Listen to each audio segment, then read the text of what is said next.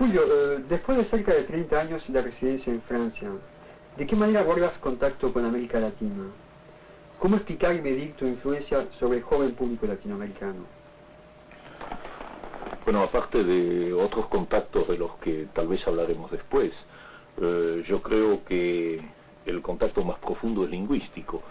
Es decir, que yo sigo escribiendo en argentino, o sea, en ese español que hablamos y escribimos en mi país, y eso crea naturalmente un contacto, una correspondencia inmediata entre lo que yo hago y mis lectores.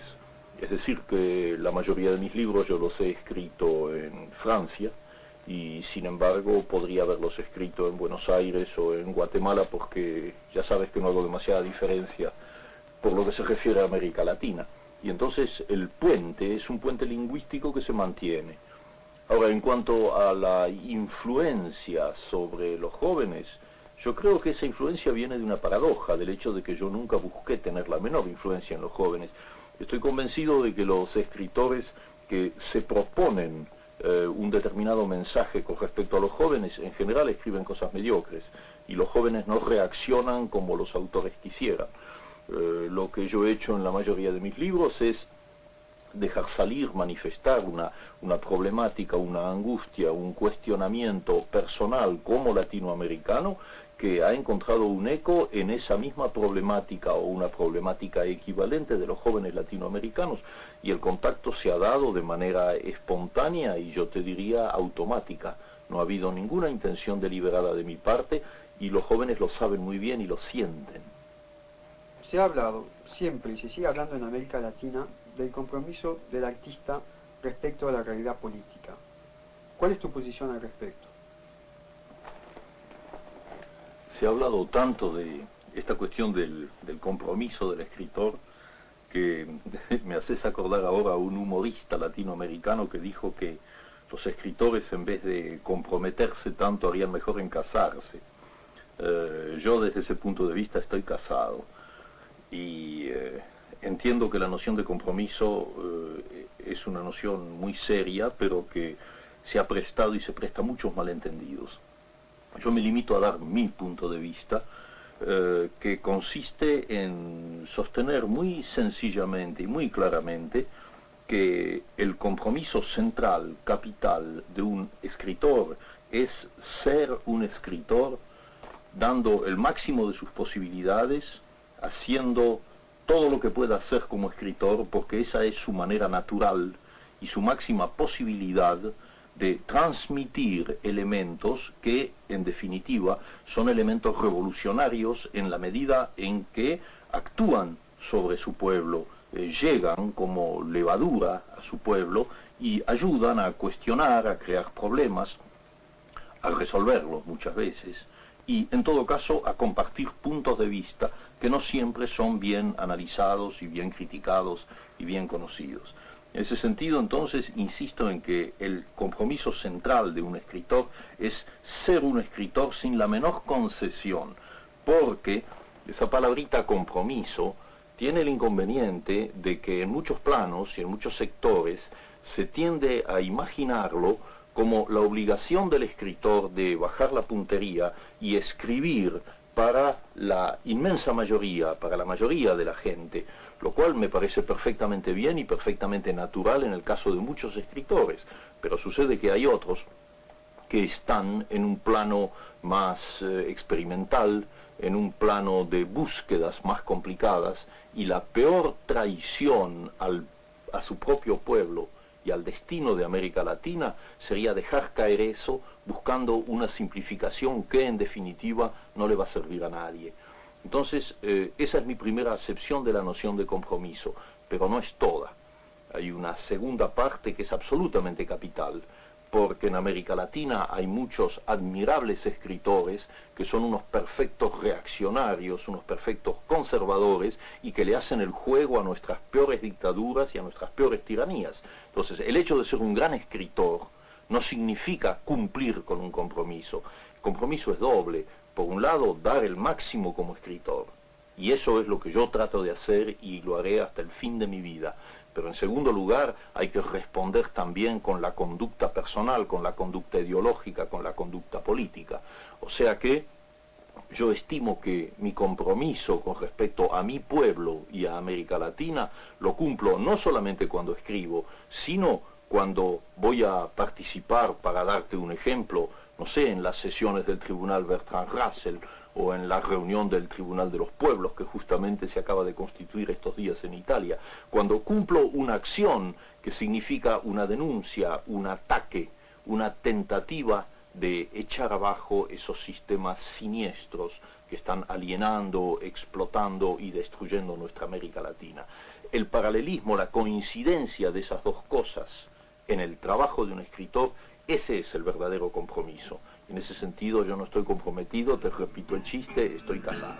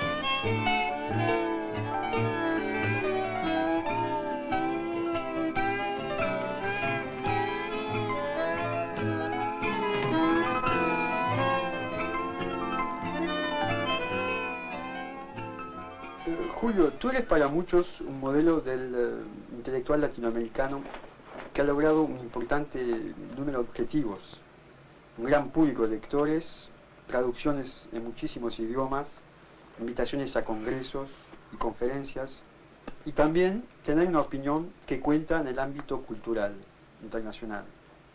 Casi podríamos decir una especie de embajador. En tu pregunta hay dos palabras que no me gustan, embajador y objetivos. Bueno, yo no creo tener ninguna vocación ni capacidad para ser embajador de nada, salvo en sentido muy figurado. Y en cuanto a los objetivos de un escritor, yo he dicho muchas veces y lo creo fundamentalmente que no soy un escritor profesional, es decir, que nunca he tenido objetivos de escritor. Los libros me han llegado porque en determinados momentos sentía la necesidad de escribirlos y se han ido acumulando. Pero, dicho eso, es evidente que en la actualidad soy, como tú lo dices, un escritor muy leído, tanto en América Latina como en Europa.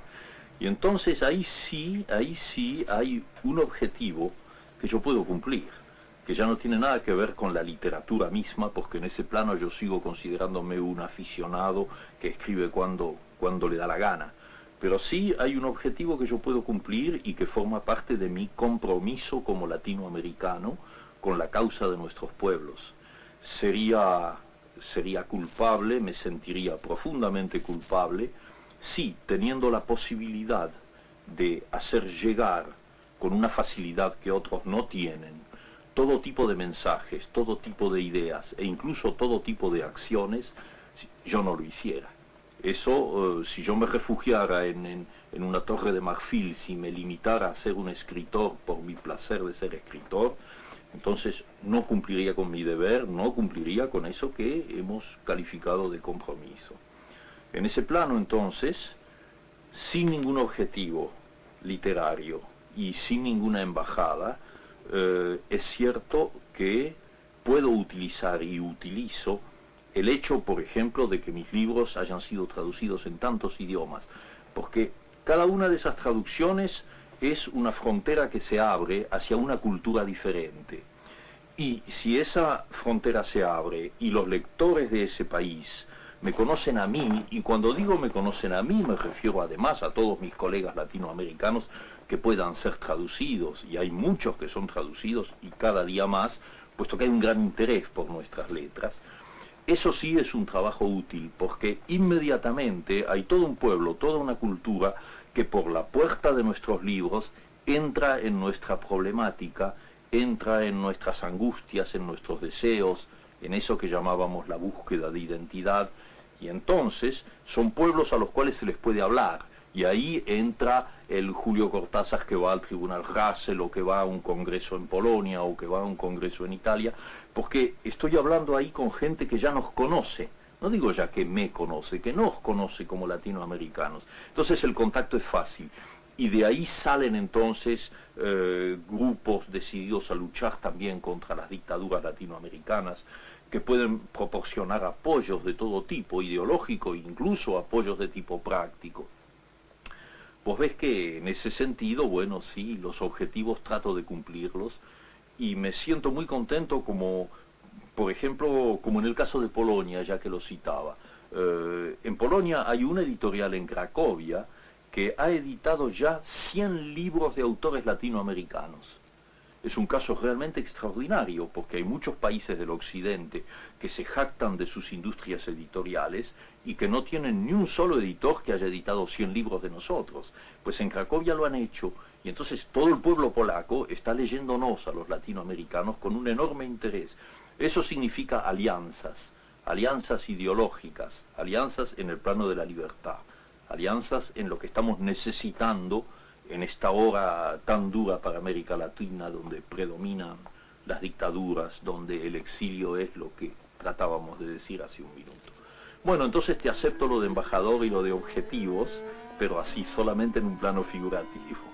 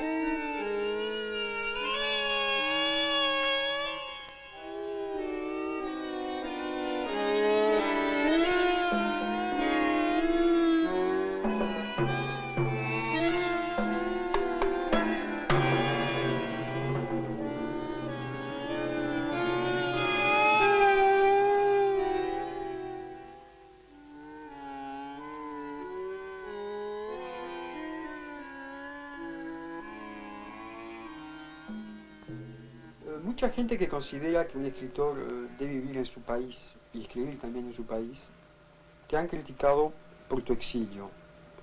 ¿Cuál es tu posición al respecto y de qué manera ello influye sobre tu identidad latinoamericana?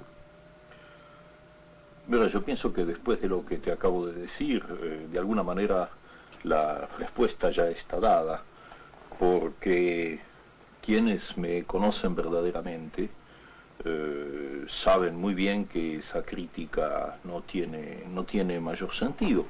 Es decir, que el hecho de haber vivido tanto tiempo físicamente lejos de América Latina no me ha impedido y no me impide continuar mi trabajo de escritor latinoamericano como si lo hiciera allá.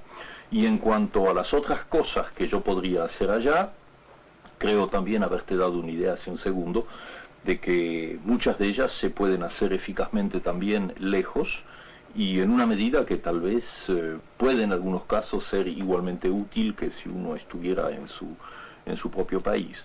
Por lo tanto, ese tipo de crítica nunca me ha molestado. Yo me he sentido igualmente eficaz o ineficaz, según los casos, estando en América Latina o no estando en América Latina. Lo que cuenta en definitiva es que mi trabajo de escritor siga siendo fiel a la realidad latinoamericana, y en ese caso son los lectores quienes deben decidir, y en general los lectores no me critican desde ese punto de vista. Pero eso nos lleva ahora a la segunda parte de tu pregunta, al problema de cómo asumo yo una identidad latinoamericana. Ese sí es un problema complejo, porque es la noción de identidad que entra en juego. Nosotros en América Latina no tenemos una identidad definida.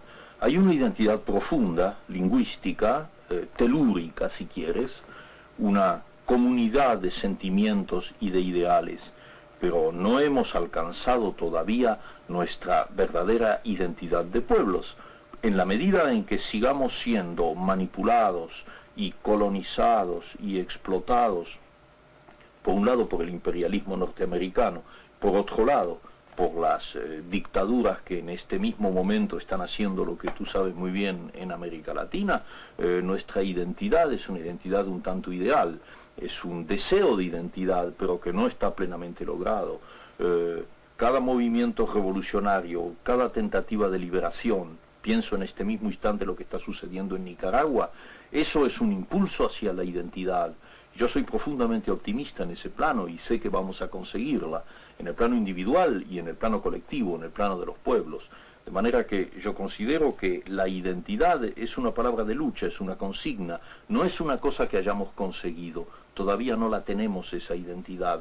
Estamos aislados, balcanizados, compartimentados, nos destruimos entre nosotros en querellas absurdas. Y el resultado es que la identidad sigue siendo un ideal, pero tengo también la convicción de que todo lo que ha sucedido en América Latina a lo largo de este siglo muestra que hay un proceso irreversible y que vamos camino de nuestra identidad, un camino que está costando mucha lucha, que está costando mucha sangre y que en definitiva es sin embargo un camino que ya está de alguna manera trazado en el tiempo y que, te repito, es irreversible.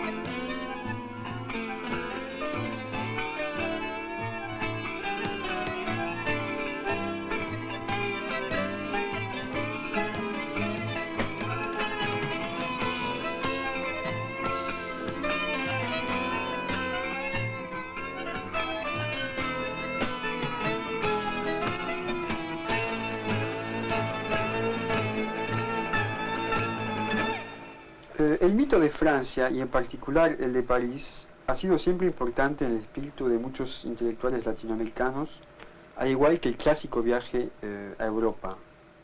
Sin embargo, la realidad a menudo se ha mostrado muy dura y la frustración grande. ¿Cuál es tu parecer al respecto, Julio? Sí, yo entiendo que la pregunta que me haces es una pregunta siniestra, porque es absolutamente cierto que el viaje como elemento mítico de los intelectuales latinoamericanos, sobre todo en la época romántica y a comienzos de nuestro siglo, esa necesidad de venir a Europa para completar una educación intelectual, incluso una educación sentimental, formaba parte de los muchos espejismos y de las muchas colonizaciones mentales de América Latina con respecto al resto del mundo. En nuestros días sabemos bien que las cosas han cambiado. ¿Y de qué manera? Porque por un lado hay un factor positivo. Yo tengo la impresión de que en conjunto los jóvenes en América Latina se preocupan mucho menos que sus padres y sus abuelos con respecto a ese famoso viaje mítico a Europa. En este momento la realidad latinoamericana, eso que hablábamos, la búsqueda de identidad, preocupa cada vez más a los latinoamericanos y hace que descubran que su tarea más apasionante, la que en el fondo prefieren, consiste en hacerla in situ, ahí donde viven y donde están. Pero los viajes continúan. Los viajes no solamente continúan a Europa, sino que se han multiplicado de una manera trágica. Ahora ya no se llaman viajes, ahora se llama directamente exilio. Sin quererlo deliberadamente, caemos en ese tema del cual yo creo que hay mucho que decir. Yo por lo menos tengo mucho que decir porque me encuentro como uno de los polos hacia los cuales afluye ese exilio procedente sobre todo de los países del Cono Sur y que en los últimos años se ha volcado en Europa en proporciones alucinantes. Cuando yo voy a España y me paseo por Madrid o Barcelona y empiezo a darme cuenta de la cantidad de uruguayos, de la cantidad de chilenos, de la cantidad de argentinos que están allí, están viviendo allí en condiciones en la mayoría de los casos malas, muchas veces peligrosas, y en todo caso dentro de esa angustia que produce siempre el exilio, pienso con alguna ironía en la diferencia entre los antiguos viajes a Europa, que eran los agradables viajes de placer, y este viaje que supone una diáspora, que supone una ruptura brutal hacia destinos que en la mayoría de los casos son negativos. Todo este tema del exilio me toca a mí particularmente porque desde luego aquí en Europa muchos somos, desde el punto de vista de organizaciones, de conjuntos de gente de buena voluntad que ensayan en la medida de lo posible superar los problemas personales de los exilados, pero que solo lo consiguen en una escala sumamente pequeña. Ahora, si este problema del exilio lo miramos del otro lado, por ejemplo con respecto a mi país, el elemento trágico se vuelve casi insoportable, porque hay que pensar en una cosa que muchos olvidan. Los exilados argentinos, por ejemplo, son prácticamente todos intelectuales, científicos, es la gente que constituía los mejores valores argentinos. Y todos ellos han tenido que salir porque su vida estaba en peligro, su libertad estaba en peligro. Cientos de miles están fuera de la Argentina. Pero entonces es un fenómeno de doble exilio porque por un lado ellos están físicamente exilados en los países de Europa, pero el pueblo argentino es el verdadero exilado en la medida en que en este momento no puede conocer, no puede aprovechar, no puede vivir el trabajo de creación de músicos, de cineastas, de actores, de novelistas, de toda la gente que antes trabajaba en la Argentina. ¿Quiénes quedan en la Argentina? Bueno, hay mucha gente de valor en la Argentina, desde luego, pero lo más importante, lo más fecundo, lo que realmente daba una dinámica al país, ha tenido que irse, porque justamente esa dinámica era una dinámica de oposición y de protesta contra la dictadura. Entonces hay un doble exilio, los que están afuera y los que se han quedado adentro. Hay un exilio físico que es el nuestro, los que no podemos volver allá, pero luego hay algo peor, que es lo que yo llamo el exilio cultural. A mí no me gusta autocitarme, pero mi último libro de cuentos fue prohibido en la Argentina. Eso es lo que yo llamo exilio cultural. 20 millones de personas no pueden leer un libro mío. Cuando digo un libro mío, amplifico y pienso en todo el trabajo creador de los miles y miles de exilados que están en el mundo. Entonces comprendes que este es un tema que me toca a mí profundamente y que constituye la verdadera raíz de esa pregunta que parecía un poco frívola sobre el viaje a Europa.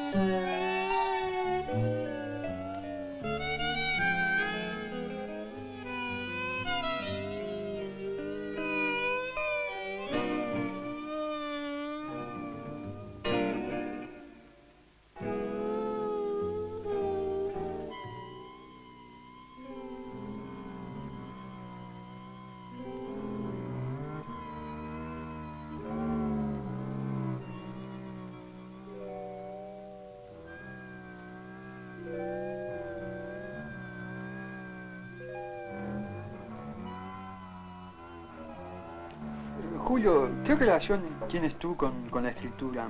¿De qué manera trabajas materialmente?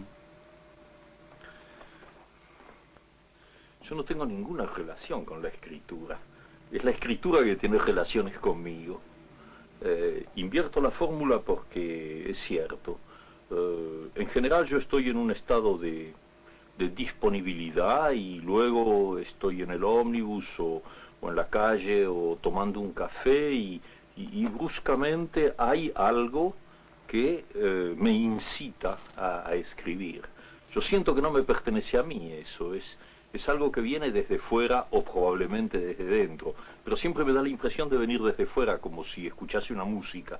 Ahora, esa música toma enseguida la forma de palabras, una primera frase, una primera idea, incluso una imagen, una imagen que se va a convertir en un personaje.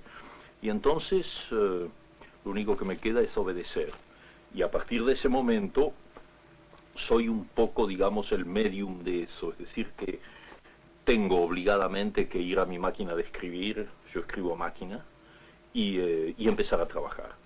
Pero el primer impulso no tengo nunca la impresión de que es mío, sino que me viene como desde fuera, como desde otra dimensión. Ahora, claro, la segunda parte de tu pregunta se tiene que ajustar lógicamente a eso. ¿Cómo trabajo? Bueno, ya te dije que no me considero un profesional, soy muy vago, es decir que puedo pasar mucho tiempo sin escribir y después de golpe puedo estar obsesionado durante un mes y muchos meses con una novela o con una serie de cuentos que vienen en forma de ciclo. Pero es sumamente irregular, no tengo esa disciplina, muy admirable por lo demás, de escritores que todos los días a las 9 de la mañana se ponen en su máquina hasta las 2. Me resultaría completamente inconcebible ese tipo de trabajo. Soy una especie de francotirador de la literatura. Hago las cosas cuando me vienen y cuando el impulso es más fuerte que yo. Pero no lo hago nunca de una manera profesional. Y claro, entonces es un placer. Por eso creo que siempre he insistido mucho en los aspectos lúdicos de la literatura. Para mí no es esa especie de drama del que hablan muchos escritores, y supongo que honestamente, para quienes escribir es una tortura, un sufrimiento, no. Para mí la literatura, la escritura es un poco como el amor, es un placer, es un juego lúdico al que me doy. Ahora, dentro de eso entra el drama, entra el sufrimiento, entra todo lo que quieras, como sucede también en el amor, por ejemplo. De modo que, en definitiva, yo entiendo que hay un puente muy estrecho en mí entre la literatura y el erotismo. Son juegos muy parecidos. El público te conoce sobre todo por tus cuentos y por tus novelas. ¿Puedes tú decirnos cuáles son las técnicas de cada género y las dificultades intrínsecas de cada uno de ellos en su proceso de creación? Menuda pregunta, pero en fin, se puede contestar un poco con imágenes, con figuras. Yo lo he dicho además, ya lo he escrito y repito una cosa que sigo creyendo. O sea que para mí el cuento lo he visto siempre como una esfera. Es decir, es una forma cerrada y para mí un cuento solo es perfecto cuando se aproxima a esa forma perfecta en la que no puede sobrar nada y en la que cada uno de los puntos exteriores tiene que estar a la misma distancia del centro. En cambio la novela la veo como un árbol. Si tienes un tronco del cual salen ramas, o sea que se puede bifurcar, la rama a su vez se divide en subramas. O sea que el cuento es un orden cerrado para mí y la novela es realmente el orden abierto. Eso supone lógicamente técnicas muy diferentes. En el caso del cuento tiene que existir desde la primera palabra, tiene que estar ya de alguna manera contenida la última, aunque en mi caso yo nunca la sé. Yo no sé cómo van a terminar mis cuentos, pero sé de todas maneras que se va a cerrar, que se va a completar como el vuelo de un boomerang. En cambio, la técnica en la novela, y esa es la gran maravilla también de la novela, es que siendo abierta, tú te lanzas y los personajes comienzan a vivir un poco por su cuenta, como le pasó a Cervantes con el Quijote, más que conocido el ejemplo, y me pasó a mí con muchos personajes. Entonces hay la cosa maravillosa de la novedad, de lo inesperado, el pensar que ibas a ir en una determinada dirección y el arbolito te saca una rama o una flor por otro lado. Así que el cuento es la exigencia, tiene algo de fatal. Y en cambio la novela te da la compensación de la improvisación, de la libertad. Es la diferencia entre el jazz tradicional, que sería el cuento, o la música de cámara, una sonata, y el free jazz, o las formas actuales de música completamente abiertas.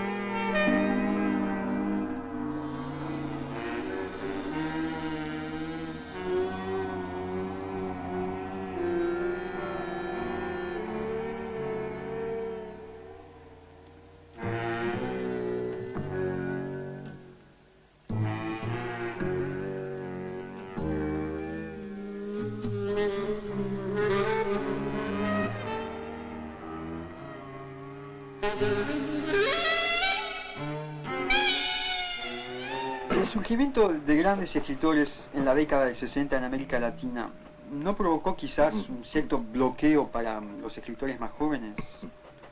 A tu parecer, ¿pueden surgir nuevas formas literarias, una nueva generación de escritores? Es una pregunta bastante significativa la que me haces, porque toca un punto bastante delicado. Yo creo que cuando un hombre es un verdadero escritor, vocacionalmente un escritor, la existencia de otros escritores que él pueda considerar más grandes que él no puede de ninguna manera constituir un bloqueo. Muy al contrario, un hombre que tiene algo que decir, que es verdaderamente un escritor, se queda perfectamente indiferente ante el hecho de que haya otros escritores que lo rodean. Cada vez que alguien, joven o no joven, me ha dicho eso, me ha dicho que se sentía bloqueado por la presencia de los famosos autores del boom, yo he pensado interiormente que ese hombre no era un escritor auténtico y que haría mucho mejor en dedicar su vida a otras actividades y no a la literatura. De manera entonces que no pienso en absoluto que la existencia de escritores muy destacados en América Latina pueda constituir un freno o un bloqueo para los otros. Tan es así, y me alegro de poder decirlo, que en este momento, después del tan alabado boom, en este momento hay una promoción, hay una generación de escritores latinoamericanos en todos los países que están demostrando sus calidades en el plano de la poesía, de la novela, del teatro, del cuento, y lo están demostrando muy bien. Son, desde luego, menos conocidos que los grandes autores del boom, incluso por razones editoriales, porque todo eso entra en un mecanismo de tipo comercial y de editorial. Pero lo que yo he leído y leo de ellos, puesto que todos ellos me envían sus libros, me prueba que es simplemente una cuestión de tiempo y que ellos son la nueva generación que va a reemplazar a los Asturias y a los García Márquez en un nivel que puede ser igual o superior. Eso ya no tiene demasiada importancia. De manera que la noción de bloqueo a mí me parece siempre una especie de excusa, una especie de coartada para justificar o bien un resentimiento o bien una incapacidad.